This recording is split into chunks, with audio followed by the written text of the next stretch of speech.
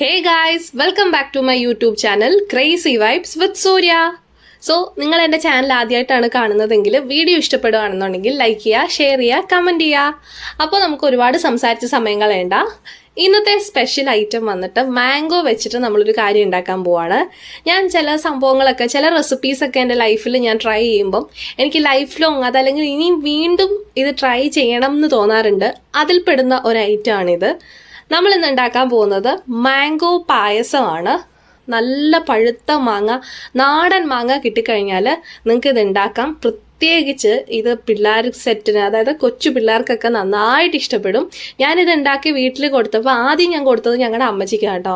അമ്മച്ചി ഇത് കുടിച്ചിട്ട് ഒന്നും ഗസ് ചെയ്യാൻ പോലും പറ്റുന്നില്ലായിരുന്നു ഇത് എന്ത് വെച്ചുണ്ടാക്കിയതാന്ന്. ആ തേങ്ങാപ്പാലിൻ്റെയും മാംഗോയുടെയൊക്കെ ഒരു ടേസ്റ്റ്, മെൽറ്റാവുന്നൊരു ടേസ്റ്റ് ഉണ്ട് കേട്ടോ. ഭയങ്കര യമ്മിയാണ്. അപ്പോൾ ഉറപ്പായിട്ട് നിങ്ങൾക്കിത് ഇഷ്ടപ്പെടും. അപ്പോൾ ഇതെങ്ങനെ ഉണ്ടാക്കണ്ടേ നോക്കാം. ഫസ്റ്റ് തന്നെ ഞാനൊരു 2-3 മാങ്ങ ഇതുപോലെ കട്ട് ചെയ്ത് തൊലിയൊക്കെ കളഞ്ഞ് ചെറിയ കഷ്ണങ്ങളാക്കി വെച്ചിട്ടുണ്ട്, ഒരു മീഡിയം സൈസിൽ. പിന്നെ വേണ്ടത് ശർക്കരപ്പാനിയാണ്. അപ്പോൾ ശർക്കരപ്പാനിയും ഇവിടെ ഞാൻ എടുത്തു വെച്ചിട്ടുണ്ട്. ഒരു ചെറിയ പോർഷൻ ഓഫ് ശർക്കര എടുത്തിട്ടുള്ളൂ. അപ്പോൾ ആദ്യം തന്നെ നമുക്കൊരു കടായിലേക്ക് നമ്മുടെ ശർക്കരപ്പാനി ഒഴിച്ചു കൊടുക്കാം.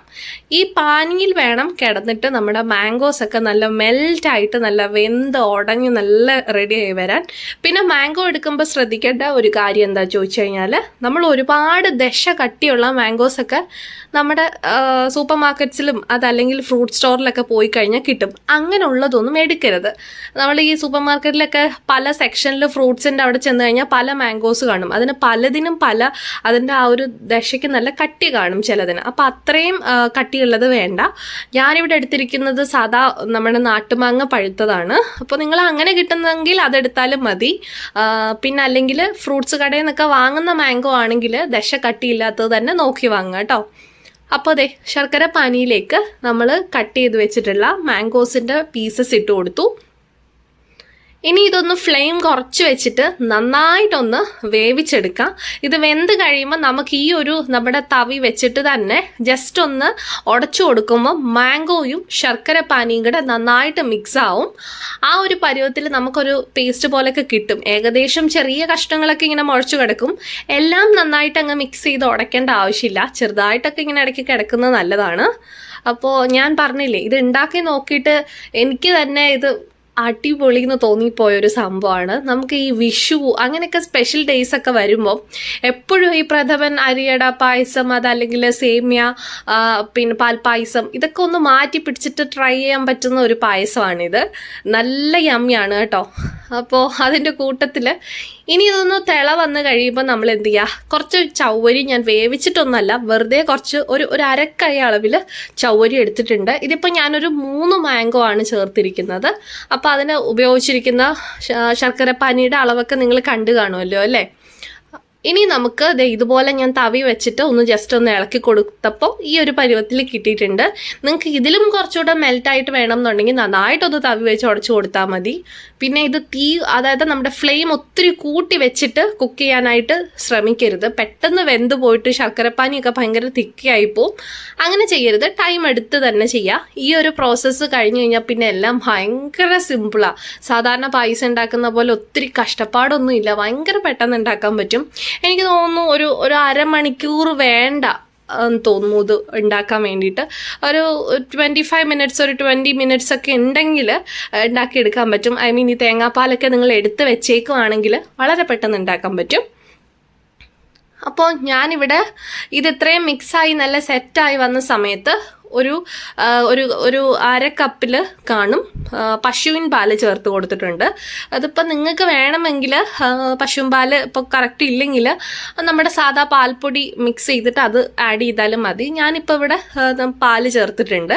ഇനിയും ഇത് ചേർത്തത് വെച്ചിട്ട് ഒരു 5 മിനിറ്റ് ഒന്ന് സെറ്റാക്കി എടുക്കുന്ന സമയം കൊണ്ട് നമുക്ക് നല്ല കുറച്ച് നെയ്യ് ഒഴിച്ചു കൊടുക്കാം. ഞാനിവിടെ മിൽമയുടെ നെയ്യാണ് എടുത്തിരിക്കുന്നത്. നിങ്ങൾക്ക് അങ്ങനെയൊന്നും ഇല്ല, ബ്രാൻഡൊക്കെ പറയുന്നേ ഉള്ളൂ കേട്ടോ. ഏത് വേണമെങ്കിലും എടുക്കാം.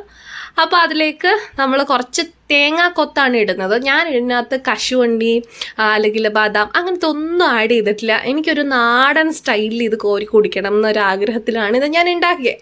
അപ്പോൾ ഞാൻ കുറച്ച് തേങ്ങാക്കൊത്തൊക്കെ വളരെ കുറച്ചൊന്ന് കനം കുറച്ച് നെയ്യിലിട്ട് നന്നായിട്ടൊരു ഗോൾഡൻ കളറാക്കി എടുത്തു. അപ്പോൾ നെയ്യുടെയും തേങ്ങാക്കൊത്തിൻ്റെയും ഫൈനലായിട്ട് നമ്മൾ ചേർക്കുന്ന തേങ്ങാപ്പാലിൻ്റെയൊക്കെ ഒരു ടേസ്റ്റ്, അത് എല്ലാം കൂടെ മിക്സായി കഴിയുമ്പോഴുള്ളൊരു ടേസ്റ്റ് എനിക്ക് പറഞ്ഞറിയിക്കാൻ വയ്യ, അത്രയും യമ്മിയാണ്.